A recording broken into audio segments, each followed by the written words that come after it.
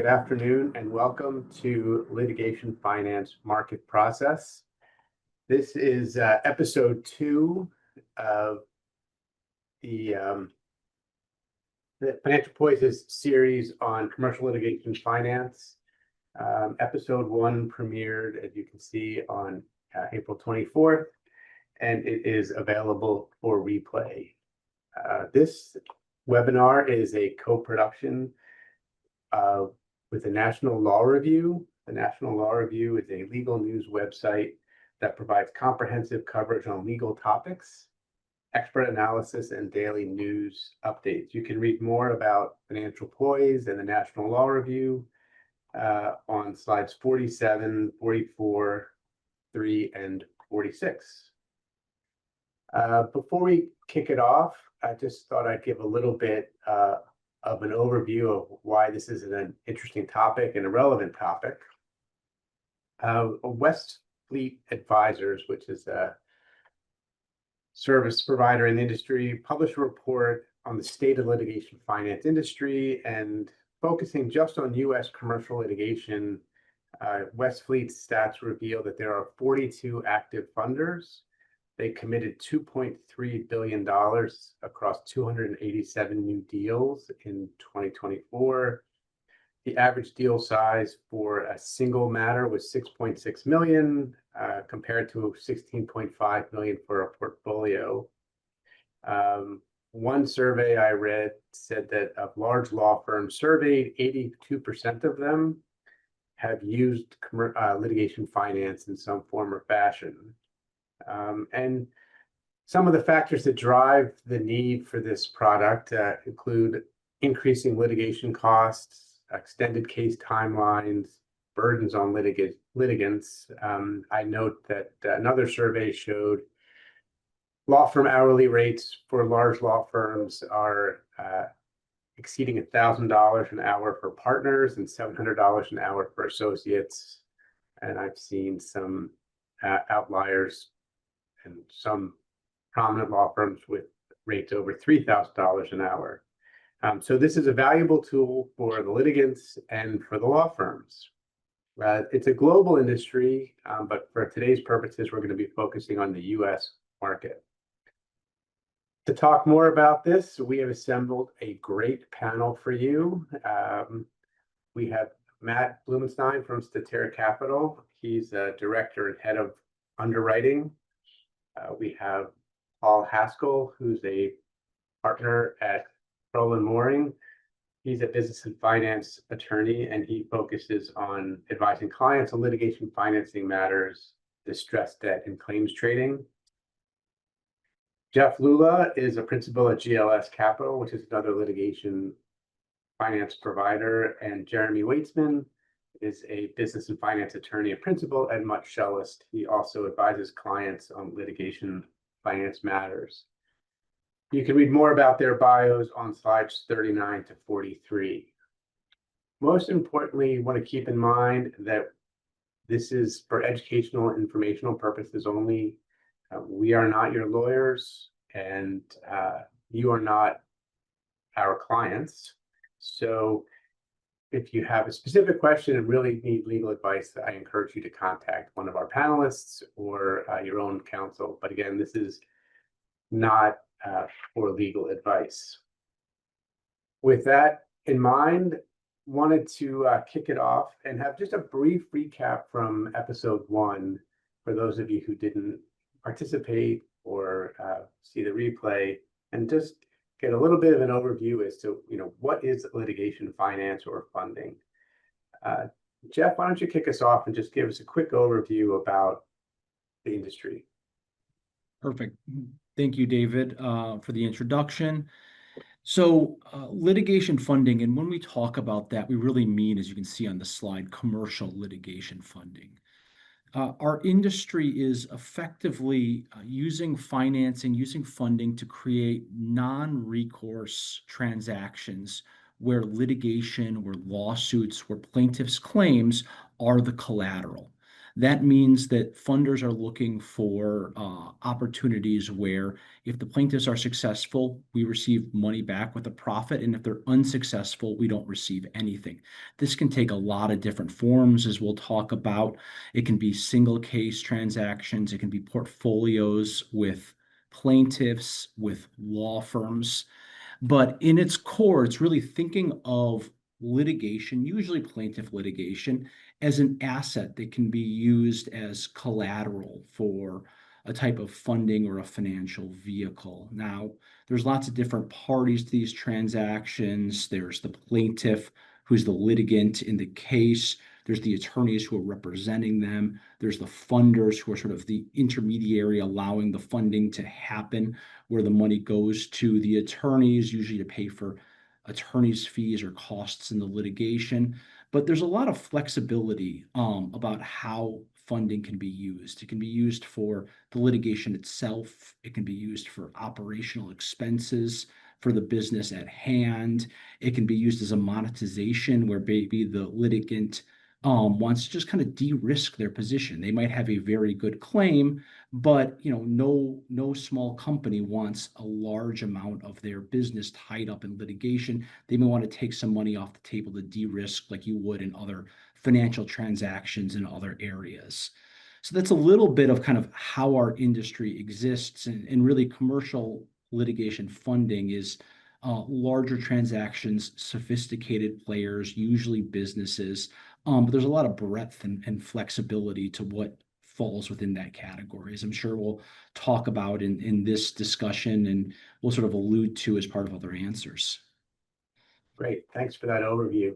Matt, I know you at Terra and Jeff at GLS are sort of dedicated funders, but maybe you could tell us a little bit about more, who are the players on the funding side, some of your competitors, and sort of the different types of funding parties. Sure. As the slide recounts, funding in the United States, commercial litigation finance in the United States is a relatively young industry. It has a longer history in the UK and Australia, but really took hold in the United States only in the last decade or two. A couple of the largest players are international, perhaps with international roots, including Burford, which is a publicly traded company, and I believe the biggest funder in the US. And then a funder that used to be called Bentham and is now called Omni Bridgeway, which I believe originated in Australia. Is that right, Jeff? That's correct. So they're sort of, I think, the largest and perhaps the most well-known. And then there are that same West Fleet survey, which is released annually, sort of tallies the number of active commercial litigation funders in the US, but there aren't many. It's in the low tens. But you have Burford and Omni Bridgeway as the largest, and then a series of firms like Jeff's that have been around for a while and have a considerable amount of capital under management and very strong track records. And then smaller firms like my own, Statera, our niche is the so-called middle market, making investments of $500,000 to $4 million. And then there are sort of less public or prominent players in the industry as well. That there's indications that family offices are doing funding sort of directly, in addition to providing capital to established funders, and certain hedge funds and the like are also participating in the industry. So there's a variety of players on the sort of financial and capital side.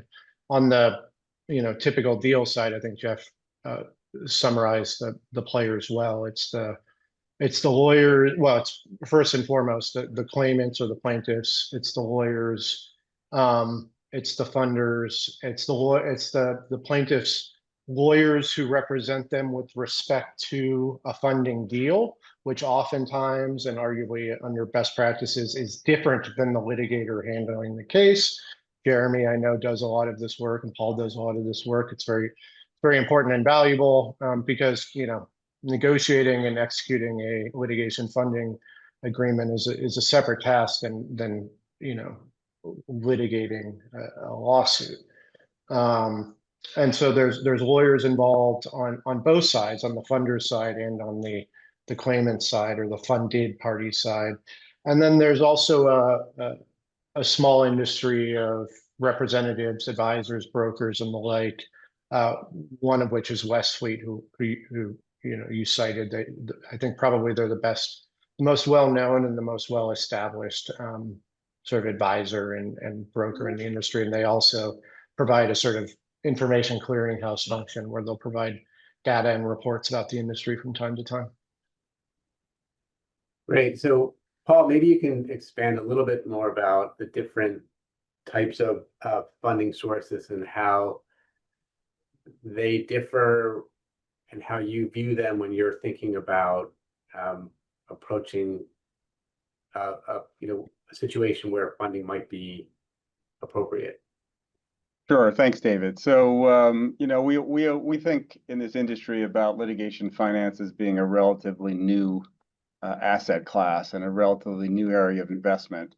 And I've heard it said at conferences, people say it's like the second inning on litigation finance. But of course, we should not forget that contingency law firms have in essence been providing capital for litigators on a contingent basis for many decades, in that they are consuming the cost of bringing the litigation and putting themselves at risk for the rewards. But the more traditional sources of litigation finance probably fall in like three categories. One are the dedicated funders like GLS and Statera, which are essentially investment funds that are committed to the litigation space. They're often made up of litigators, so they're quite expert in underwriting the risk of any particular litigation. The second area that we've seen are much more the multi-strategy investment funds, either hedge funds or private equity funds that have a strategy in investing in litigation. Very difficult to dabble in, and I think we've seen over the last number of years that firms that just dabbled have been burned in some way, because you really need an expertise to be effectively investing in this area. Many of them, rather than maintain that platform of investing in litigation, have started joint venturing with the experts, joint venturing with the dedicated funders, or investing in dedicated funders. But the investment funds, hedge funds who do invest in litigation, we tend to see them invest on somewhat the less risky side. So they tend to much prefer portfolios than any other type of investment. And then finally, the other type of investor are more the ad hocs or the one-offs. And these could be family offices, they could be individuals, they could be firms who have some strategic reasons for why they want to see a litigation go forward, either because it's against a competitor, there's some issues that they think would advantage them in terms of their business. We've also seen litigations being funded for emotional reasons like grudges. And we use, for example, the Peter Thiel having funded Hulk Hogan's lawsuit against Gawker. So there's a lot of reasons for that. And then finally, I should mention that really the new player in this market over the last 5 years are insurance companies. So they're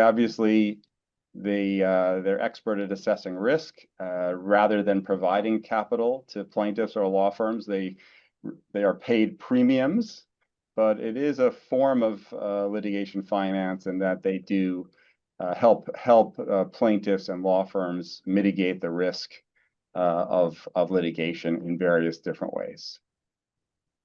And just following up on that piece, Jeremy, people buy insurance, and insurance companies in commercial cases where coverage is applicable, right? The insurance company will provide for the defense and pay those cost expenses. It sounds to me, though, like what Paul is describing is something different. Yeah, so where I've seen insurance most come into play here is in kind of like judgment preservation type circumstances. So think about you're at the district court level and you get a, $100 million judgment, right? But inevitably the party that was found to be liable for $100 million is going to appeal that case, right? So what can happen on appeal? Well, obviously the for the plaintiff, the worst thing that happens is it's reversed. So instead of accepting the risk on that, they may go to an insurance company and say, "Hey, insurance company, can we pay you some premium here to lock in a recovery?" So I can't speak exactly to the economics. I don't have a big enough sample size, but just for argument's sake, let's say, the insurance company says, yes, sure, we're happy to do that. Pay a $20 million premium. And in exchange for that $20 million premium, you'll preserve your judgment, even if it's reversed on appeal. Right. So in that case, if it loses, they're still going to get their net of $80 million instead of $100 million. But they've locked in their ability to recover that $80 million. Again, these numbers are not exact. I have no idea how this would be priced, but just for illustration purposes. Bouncing around a little bit, and you just made me think of this question, and it's a theme that I wanted to touch on throughout, and that's sort of incentives. So it seems to me like in that example, if you have insurance, it might alter your incentives to fight as hard on appeal, or if you have non-recourse financing, it might alter your incentives. Is that, start with you, Jeff, is that a risk that you see, sort of how the interplay between finance and incentives, and how do you sort of manage that risk? I mean, David, we could probably spend the next hour and then some talking about trying to align and the risks of incentives that are natural in this industry. In fact, there's been a lot of people that have actually sort of gone out to write some pretty nice academic articles about how litigation funding may actually help align incentives in litigation better because of the amount of sort of thought we put into it. But to circle back to your question, I mean, the short answer to your question is yes. If your entire judgment is insured, you don't have a strong incentive to fight as hard as you would have. Now, the insurance companies are smart and funders are smart. And so you usually don't allow the entirety of the judgment to be insured. And they've got structures and provisions built into it. But to kind of take that over to litigation funding generally, incentives turn out to be incredibly important to align. Because as a funder, we are, passive investors. We try to set up economic incentives at the beginning of the case whereby the litigant is going to do what they are rationally, economically incentivized to do, and we're kind of following along with that. That means that funders usually don't want to take the entirety of an award because of the same problem you would run into with insurance companies. People aren't going to settle if they're not going to get money out of it. So you wind up with pretty sophisticated incentive structures where we might want to ride along in a waterfall alongside the litigant. We may want the attorneys to take risk in the case because it helps sort of make sure that the attorneys are acting in the best interest of everyone, but also acting efficiently. If their money's at risk too, they're going to make sure to sort of make choices that are most efficient. And you always want attorneys to do what's best for their client, but having a little bit of economic skin in the game tends to kind of keep everyone on the same page. And that's really important to line up. And so, a funder oftentimes has one chance to line up the incentives well when the deal's being negotiated at the front end. And I've had a number of deals, and I'm sure Matt has as well, where it's a good case and there's a good chance of recovery, but there's no way to align the incentives correctly. And we're not going to walk into a circumstance where it's just going to cause fights and trouble. And, we're taking too much money or the attorneys are taking too much money, and it's not going to wind up as a good situation. David, incentives turn out to be kind of really, really important part of litigation funding. And it kind of brings to light some of the kind of latent issues in litigation generally, where a client and a lawyer might not have their incentives perfectly aligned, and the funder's trying to fix all of that to make sure that everything works out cleanly, oftentimes to the benefit of everyone. Yeah. And just to add a little bit of color to that, that's what Jeff just explained is why, damages are so important in the underwriting portion, right? Say you have a case, a patent case, right? And the damages are calculated to be $2 million, but the case is going to take, $1.5 million to prosecute. That's not a case that's going to get funded, because at the end of the day, there's not going to be enough money to pay the funders, provide for an adequate recovery to that plaintiff, and make any money on it, right? So it may be a good case. They may have a slam dunk case, but it's not going to get funded. So that's where, again, the alignment issue comes into play, with the economics come into play with the structure, and everything is tied together. And it's funny, I've seen, it seems counterintuitive, but to Jeff's point, the funders generally will run models and determine, like, how much proceeds, how does the waterfall, what's the sharing look like at every level of proceeds, including, hugely successful proceeds. And I've seen funders say, sorry, at this level of the waterfall, we get too much of it. Like, you as the plaintiff are not getting enough, we're not going to do it. It seems counterintuitive that they would do that, but they absolutely cannot have that in their waterfall. Speaking a little bit out of self-interest, since we're talking about damages and economic analysis, Brattle is an economic consulting firm, and one of our main roles in cases is to provide damages analyses. Do you consult with experts at the front end, or that's something you do internally? Or when you get into the meat of the case, do you have a role? I know you said you're passive investors, but have a role in evaluating experts. Matt, do you want to comment on that? Sure. I want to start by echoing what Jeremy said and what Paul layered onto. The damages analysis and relatedly the sort of collectability or ability to pay analysis is at least as important, and probably more important than any other thing that we do, which parenthetically is probably the biggest difference between my job now and my prior life as a litigator.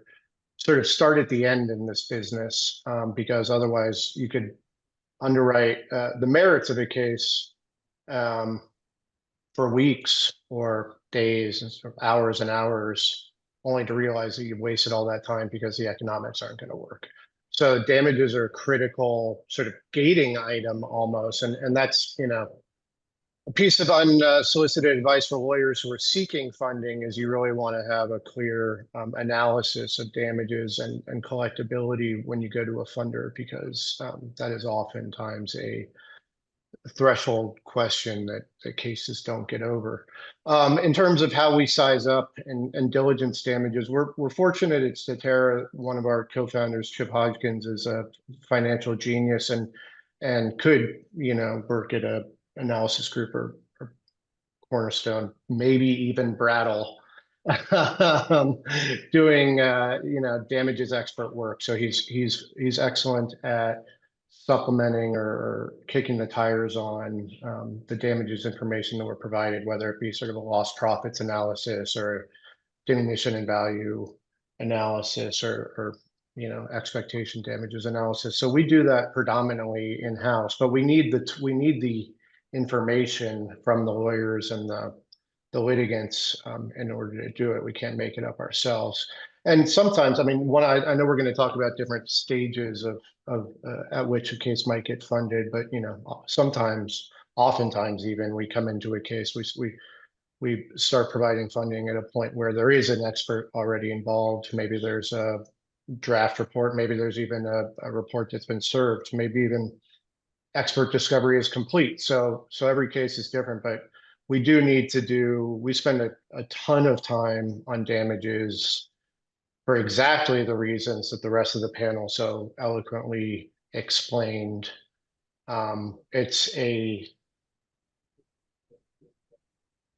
We work really, really hard to avoid a situation where the damages of a case are disproportionately small as compared to the amount of capital that we've provided and therefore the return that we're entitled to. That's a very unfortunate situation that we work very hard to avoid for a variety of reasons, including, as Jeff explained, the perversion of the incentives that results when you find yourself in a situation like that.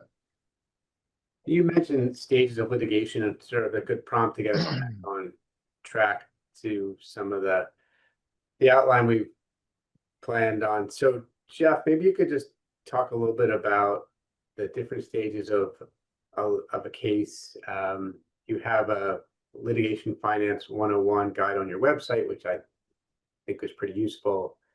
And sort of referring back to that, can you walk us through the stages? And I guess we're talking now about perhaps an individual case, a single matter being financed, as opposed to a portfolio of cases or a law firm being financed, and we'll get to those topics shortly. Yeah, happy to. And I'll, selfishly take credit for some of that website because I drafted quite a bit of it. But so when you're looking at a single case, and we're focusing on the United States, although there's been a lot of almost Americanization of litigation and international arbitration and in other countries, where a lot of litigation has started to look a lot like this, even in other countries and in other forums. But when you first start about having a dispute, so, David, if someone breached your contract with you or someone stole your IP, the first thing you're going to do is investigate it, try to figure out what happened, try to figure out what the harm was on your side. Maybe that involves attorneys, maybe that involves just looking at emails and talking to people, just trying to figure out what exactly happened. And assuming that there is an actual claim that is worthy of bringing to court, that's when you bring in the litigators, you bring in the law firms, and you file the pleadings, file the complaint, file the arbitration demand, whatever you're going to call it in your relevant jurisdiction. And the first thing that happens after that is assuming you've survived basic challenges to the sufficiency of the complaint, as you get into discovery. Now, this is both fact discovery, where you give documents, you talk to witnesses, you take depositions, and then expert discovery, where you bring in sophisticated professionals with expertise, like yourself, David, in order to add, layers on to the record for the court and be able to explain certain aspects, often damages experts or financial accounting experts. After that's done, you get into summary judgment fighting, where a lot of the time defendants try to end a case. If you survive that, you go on to pre-trial preparation for trial, the trial itself before a judge or a jury. And after that happens, you get a jury verdict or a judgment. And you think you're all done. You've got a piece of paper saying that David Laurie is entitled to quite a bit of money. It's not always done yet. People seem to forget about that sometimes because the defendant can appeal and try to turn it around at an appellate court or an intermediate state court, depending upon sort of the nature of the case that you're in. And those are really the steps that you see. Now, there can be nuances depending upon state court, arbitration, federal court, but they all tend to look a lot like that in essence. Great. And so, again, we've talked now about single case, portfolio, sort of law firm finance. Before we get really into the second half and the meat of the process, Paul first and then Jeremy sort of weigh in. When we talk about other types of finance, so there's portfolio, where I guess the law firm is the client or the borrower, or law firms using this as sort of an alternative to maybe traditional bank financing. Tell us a little bit about other types of financing that we should be keeping in mind. So sorry, David, are you talking about insurance, or are we talking about law firm financing? Not, other than single case financing, what are the other types of right? We have the portfolio. Yeah. We're sort of law firm using this as a financing tool. Sure. So when we talk about portfolio financing, the key factor there, and it's not just, it's typically law firms that have a number of cases that they're bringing on contingency, but it also can be corporates who have like big corporations that have a portfolio of cases that they're bringing. That could also be lend itself to portfolio financing. But the power of having of financing a portfolio is the cross collateralization, in that if you have a number of cases that are varied in different areas, if one is a winner, if you have one that's a terrible loser, it'll be made up for by the other ones being winners. And so that can be especially appealing both for the funder as well as for the borrower, in that from the funder's perspective, the risk level is much less. And the advantage to the borrower is that the rate that they're going to pay, the cost of that financing will be less because the risk is less. For law firms, one trend that we're seeing is that not just traditional contingency law firms are getting funding. We're also seeing Am Law 250 law firms increasingly doing contingency work and taking more risk. And as a result, increasingly, you're seeing these bigger law firms, these white shoe law firms, getting funding. Now that they get funding not just because they need the capital, and very often they don't, and very often it could be that they're looking to smooth their earnings from year to year, but also to have a group within a big law firm that's working on contingency and on cases that may take several years before there's any proceeds, and you're combining them with a bunch of lawyers who are working on an hourly basis. How do you compensate those lawyers who are the partners who are doing the contingency cases? They may be just as skilled, working just as hard, and they're going to demand to be compensated as well. But they're not bringing in any money, and not until the big payoff several years in the future. So one beauty and one reason why big firms are using funding is to smooth that a bit, to have money to compensate those other partners and keep that practice going. So Jeremy, is this a substitute for traditional bank financing, or is it a complement? How does that fit into that view? Well, the answer is it depends. What an attorney answer, right? If you're talking about the white shoe law firms, right, it's usually more of a, what I'll call a leverage play, from the standpoint that, they're using outside funding for these potential big recoveries. But remember, a key aspect here is that this is non-recourse financing. All right. So the funders are typically only getting paid on a successful outcome, as opposed to the bank financing, right? You go to your friendly neighborhood bank and say, "Hey, bank, I would like some cash, please." Right. And they're willing to do that. And they don't care if you win or lose, right? They're fully secured. They're going to get their interest, at whatever percent. And you're paying that back. If these 5 cases that you're funding that are $10 million each to prosecute all come out as a zero, right? And you've borrowed, several millions of dollars from a bank, you got to come up with a way to pay it. So not only have you been paying those contingency partners all along, now you got to figure out how to pay the bank back with other proceeds, right? So that's a white shoe scenario. Let's take the smaller firm. Been involved in transactions where, it's a litigation funding, a small one-person shop, and they collateralize all their cases. But again, it's the non-recourse nature of it, is appealing in that regard, because it allows them to get funding. You might not, if you have a small firm, where everything is just contingency, a bank may look at that and go, "Sorry, we can give you a small line, but you're going to put up your house as collateral because the firm itself doesn't have sufficient collateral," right? So where a bank would look at that and go, "No," a funder might come in and say, "You know what? These are great cases you're funding. We're happy to lend you the money on this and finance, a small business," right? Which is what a small law firm is. on the, the structure that is set out under litigation funding. So anyway, it provides more flexibility, can be a complement to bank funding, or it could be an alternative. It really depends on the situation.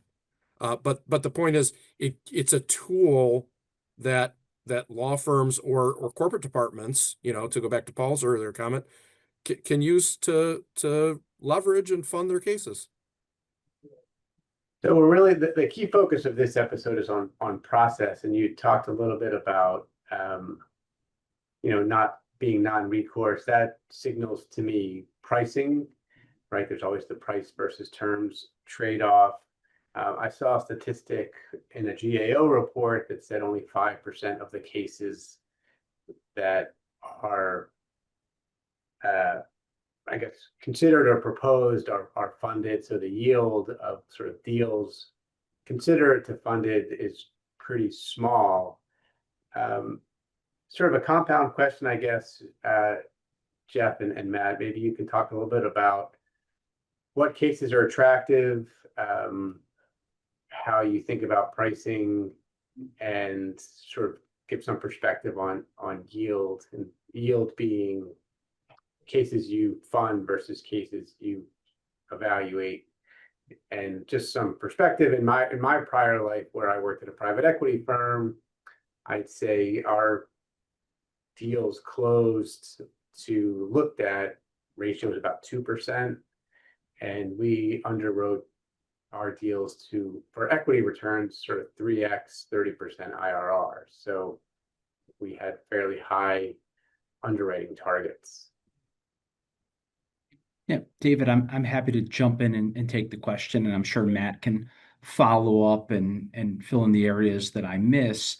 But I think the GAO statistic on regarding 5% of cases that we look at get funded is probably generally about right, if not maybe a bit high. The reality is, first of all, anyone can come and pitch a case to us. So, once you start getting out some of the cases that are just inappropriate on sizing or merits perspective, and you're focusing on cases from good firms that really start to beat some of the criteria, those percentages are probably right.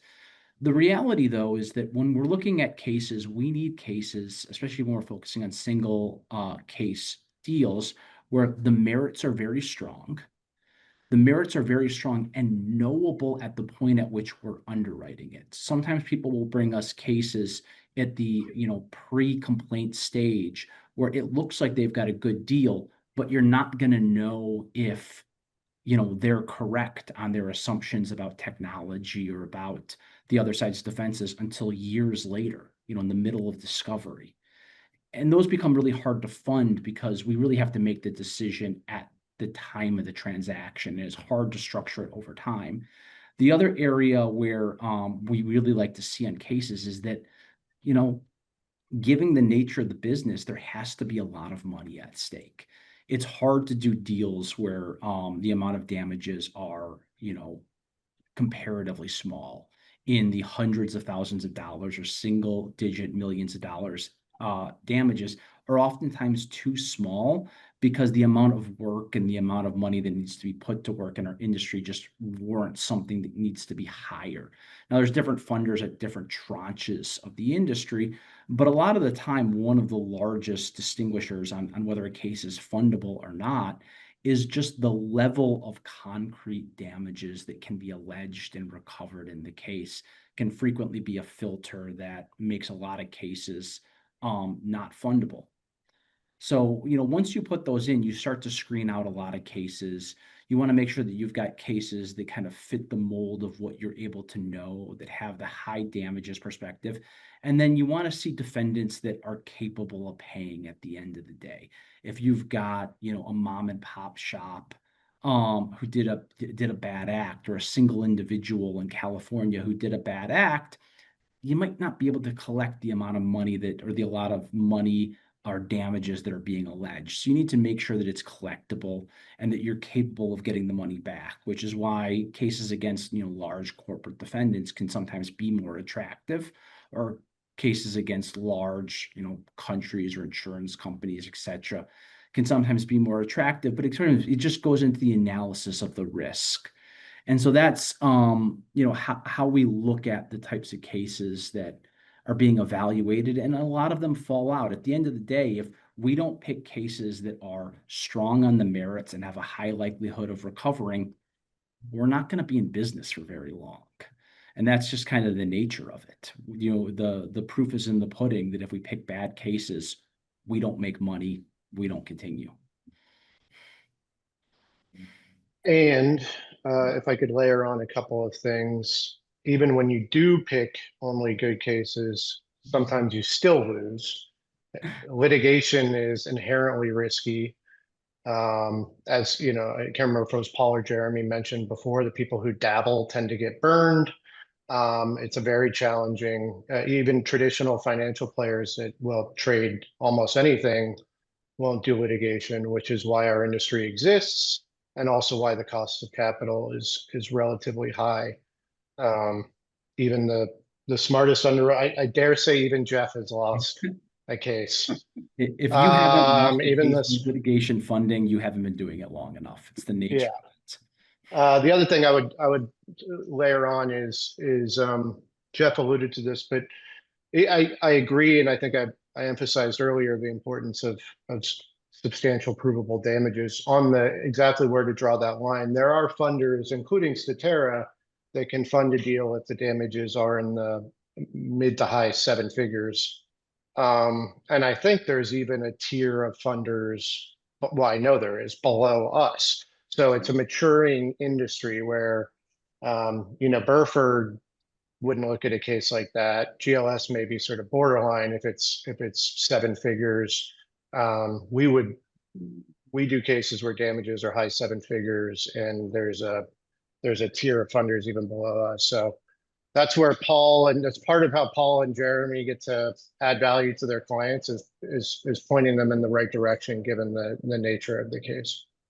So steering us back to process, asking a compound question of Paul and Jeremy and giving them some runway. The slide that I'm displaying is the process of securing the litigation funding. There are some later slides, 33 to 35, that talk about the form. Can you talk about, again, how do you start the process? What are the key documents? And what is the typical form? Is it a delayed draw? Is it all funded at once? Is it a term loan? Is it how do we get started? And how do we sort of implement it? Paul, do you want to start with this? Yeah, Start, and yeah. I'll do the implementation part. There's plenty to talk about, so why don't I get started? So the hardest thing is to find a funder. As has been mentioned previously, it is challenging, and partially because the risk to funders is so great. Their underwriting process, the process of getting one on, it takes time. But I think it is important to understand that funders do have niches, as Matt mentioned. Types of cases, size of the cases, jurisdiction, stage of litigation. I think speaking to an accomplished litigation finance attorney like Jeremy or myself, or one of these consultants, brokers like Westfleet, can help you to not waste your time and not contact a dozen funders who will dismiss it immediately. So you get the conversation started. Generally, what we recommend is a quick call, say, hey, is this kind of a case you're interested in? Then generally the funder will want to have a conversation prior to signing an NDA with potentially the client, but more typically the lead litigator, totally discussing the state of the litigation and totally discussing only public information. The one area of, and this is not legal advice, but one thing I do admonish my partners or other players seeking funding is, this is not an advocacy piece, that they're not a judge. You need to be realistic. You need to discuss the strengths and weaknesses of your case, because we've seen instances in which promises are made about the outcome of the litigation, which no litigator can really make, where firms have been sued for misrepresentation. So you do need to be careful. You need to have a realistic conversation. To the extent that the funder wants to continue, there'll be a confidentiality agreement negotiated and signed, and that protects both the disclosure of it protects attorney-client information, privileged information, keeps the conversation confidential, and allows a greater sharing of information. You then, to the extent the funder is interested, you move on to a term sheet, which is a short document which discloses the main business terms. But the key there is that it is subject to further diligence. So this is where the funder really goes through the diligence underwriting process, really digs into the documents. And to the extent that they are not happy, there's no legal obligation for them to proceed. And Jeremy, you can talk a little bit more about the documentation and what that looks like next. Sure. Before you jump in, I take to heart your comment, Paul, about sort of being straightforward and not over promising to the funders. I can tell you from my perspective, I've been approached and to be an expert in cases where the lawyers say it's really simple, it's really straightforward, it's a basic issue. I just need a quick opinion for this. And then once you get into it, there's all kinds of crazy facts and circumstances that make the situation not quite as represented. But Jeremy, take us through some of the documentation, if you will. Famous last words. This one's going to be simple. Anyway, on the documentation side, so typically what I see most funders use is what's called a prepaid forward purchase agreement. In a nutshell, it's sort of a combination between what you would see at as a bank financing document and an M&A agreement, kind of pushed into one, because you're outlining the terms of the investment. So it is like an investment document. So think about if you were investing in a private company, what would you want to know, right?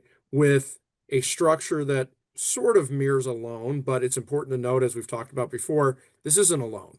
It's a non-recourse investment. So the PFPA, again, prepaid forward purchase agreement, is going to provide when payments are made, right? It's payments, it's not loans, and the terms of those payments, as well as the recovery we've been talking about.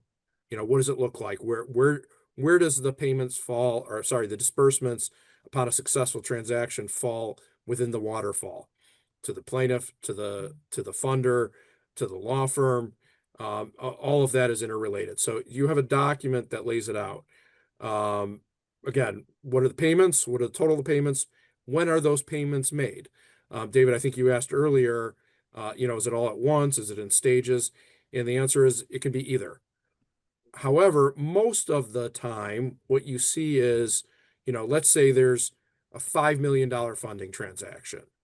It may be the case that of that $5 million, the payments, right, are not loans. The payments are made at different stages. So maybe it's 500,000 can be paid before a certain date or before a certain type of filing is made. And then between a motion to dismiss and summary judgment, another part of that aggregate, commitment amount is made. It's part of the kind of flexibility and structure here. And it's a way for, kind of all sides to be, we talked about alignment before. One of the things that you see is the funder asks the law firm involved, give me a budget. How much are you going to spend between A and B and B and C, right? And that helps to determine how much is going to be funded. But a lot of times it's also used as the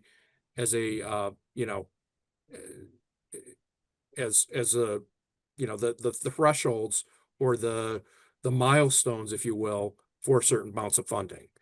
And then it can get even crazier where it's a mixture of, just working capital and funding, right? So with working capitals, maybe somebody wants $1 million up front, and then also funding of stages of the litigation. So, but this is where good funders like Matt and Jeff can get creative to stage it out so that the risk is appropriate, but that the, you know, cases are getting funded as they need to, that people are having the working capital that they want to have out of these types of relationships.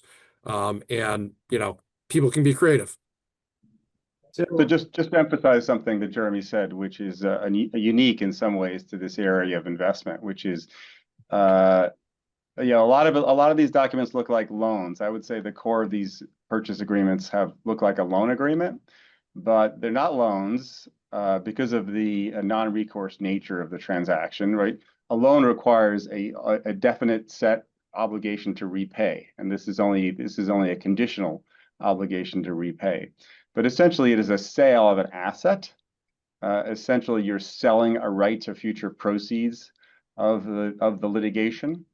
And so you have to think of it like a sale. It has tax implications. And also because it's not a loan, if it were a loan, it might be usurious because the return, to the extent successful, is quite high. It's greater than most states' usury assets. It also has tax implications. So there's a lot of interesting aspects to this type of transaction, even though for the most part it looks very loan-like. we've talked a lot about non-recourse, seems to be a recurring theme. In preparing for today, I came across a firm called Virage, and they had filed a number of lawsuits to collect funding provided to law firms, sort of setting bad boy provisions. Matt, is it ever recourse? Do you protect yourself from fraud or abuse? How does that work? We do, and I think Jeremy kind of alluded to this before when he said it's not unlike investing in a private company or even a small M&A transaction. There are reps and warrants, the sort of things you would expect. Basically, you're not lying to us about what you know, and you've told us everything that you know that is, you know, obviously material. Obviously, I'm describing these in crude terms, but there are reps and warrants in these deal documents, and there are bad boy provisions in virtually all, if not all of them. So yeah, if we take as I said earlier, litigation is inherently uncertain and extremely risky, and we take the risk of the case going sideways. The judge gets the law wrong, some novel question of law arises, the facts are developed in discovery slightly differently than the plaintiff expected, just a, you know, unpredictable combination of facts and law. The jury makes a irrational decision. We take a lot of risk. One risk we don't take is that our counterparty is lying to us about the facts, about what they know. We don't take that risk, and that's what the deal documents say. And do the deal documents then provide for guarantees or just recourse in those limited situations? It's just like a contract, you know, if somebody breaches that, if somebody, you know, defrauds us or breaches a rep or warrant, then we would have a, you know, a claim against them for breach of contract or potentially even, you know, fraudulent inducement or something of that sort. I don't know. I don't think I would characterize that as recourse. I would just say that they breached a contract and now we have a cause of action. Got it. So litigation begets litigation. No, very rarely, very rarely, very rarely, very rarely. Right. But I also think that, you know, lawyers like Paul and Jeff or Jeremy and all the other great lawyers we do business with are, you know, I mean, you kind of don't want to try to hoodwink a company that's in the business of litigation. So I actually think it comes up very, very rarely that somebody violates a rep or warrant or operates in any way in bad faith or anything of that sort in our experience. But Yeah. David, it is not unusual to have a funding contract that has these recourse provisions. I think, Jeremy, you've seen it too. Beyond that, to say if there are instances where like fraud or you fail to turn over money you received, then yes, then we can go after you for all the money that we've funded you. So it does exist, but it is intended to be in the most extreme circumstances. We have about 5 minutes left, so wanted to perhaps do a speed round kind of section here. And the theme for the speed round is probably more than a speed round would permit, but traps for the unwary. If I had to do this all over again, I would finish that thought. Or if there's a special situation that merits a particular comment, such as investing in bankruptcy litigation or a distressed client. So just going down my order of how you appear on my screen. So Jeff, what's your parting words of wisdom? I would say to litigants, to lawyers, to brokers in our industry, to professionals, figure out damages and collectability at the front end. That is the thing that tends to be the area in the issue that people forget about and kick to the end of the case. And it's often the biggest problem with funding is people do not really understand their damages and do not really think through how they're going to get money in the door. And that it becomes an issue for funding. It becomes an issue for the attorneys. And honestly, I think it's probably good practice for any plaintiff attorney to make that a point to figure out very early on in the case for the benefit of everyone. And it's probably the thing that I've learned the most as being on this side of the transaction is that you don't really want to spend the time in plaintiff end litigation if there isn't a way to make money on the back end. And that is really an important aspect. Paul? I would use the words trust and relationship. I try to tell folks in this area that once you sign up the contract, no matter how good it is, you're not going to be able to anticipate everything that happens. And this is an ongoing relationship. This is not just a one-time sale and you're done. You have to trust each other. You have to work together. And that leads to the best outcomes for the transaction. Jeremy? So perhaps this is a bit self-serving, but what I would say is, if you want to get assuming you found a funder that's interested in your case, and and the damage stuff works out and all the other, kind of criteria are, use counsel that's experienced with litigation funding. What you see a lot of times is people will either use their litigator to try and negotiate one of these documents. I can guarantee you they don't get as good of a contract, or they'll use their family attorney to negotiate it, and they'll negotiate it like it's a loan document or an M&A document, and it takes months and months and months and months because half of it is explaining why that change is not appropriate in the situation.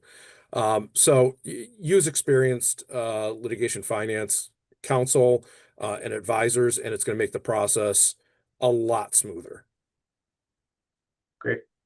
Matt? I'd say after Jeff's, which Jeff stole mine, which I think has happened before. I'm going to arrange my window next time so that I get to go before Jeff. I would say be a straight shooter, don't be a salesman.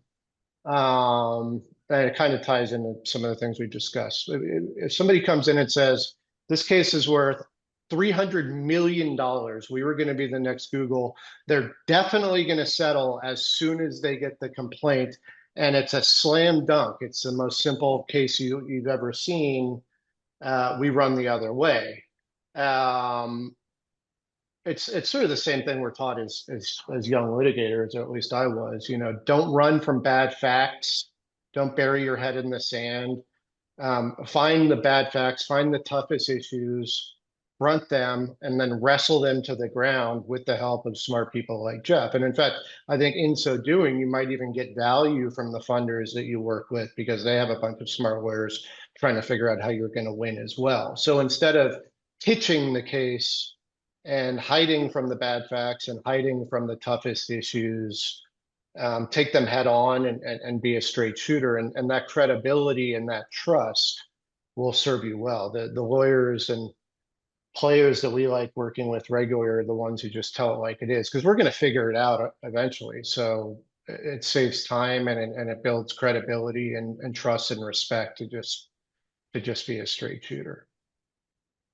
So I guess in the minute that we have left, and I'll stick with you, Matt.